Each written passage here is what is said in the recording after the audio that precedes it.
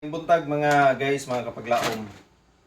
Mo ni gigubtan karon sa social media kay na nag-post og katong bugas nga yagop op na. Di ba? Unya igo ra gyud pakaon sa kanang manok. So naay nag-request ako ang akong amiga nga i-vlog daw kuno kung pareha ba tanan, no? Gahapon ingon gyud may nga kung bati na siya nga bugas ibalik ginamo na tanan sa inyo. So atong tanawon kung gwapo ba gini siya. Kani legit ni kay wata kabalo ato gigwat-got na magdududan, giablihan na daan ba. So basin og ilisan lang para na mag-vlog unya mamaguba ang kuano. So kani wa pa gini siya, tinahi pa gini guys. So ato ning ablihan no parang makaingon ta nga legit gini siya. Sa hindi man ni makuha. Bagong bayaning magsasaka. Libre man ni siya agi kuan man ni subsidize man ni. So ato ning pahimoslan kay ayuda man ni sa gobyerno. Tax man nato ni. So, avail na to ni. Anyway, bayad maghihapon ta tag 29 kilo.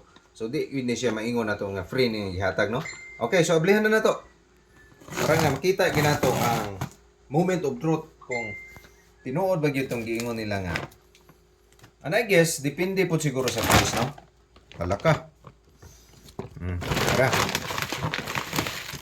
Mo ni siya guys ang rice na mo diri. Bigante ni siya nga variety. Simuhuti kung baho ba.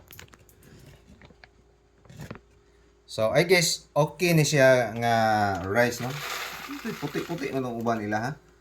So, depende siguro gyud sa dapit. Kung asa mo, basin og abuhong nagibod ang gihatag sa inyo. So, ano lang, so, lungagon tani niya. Kung tayo bugas.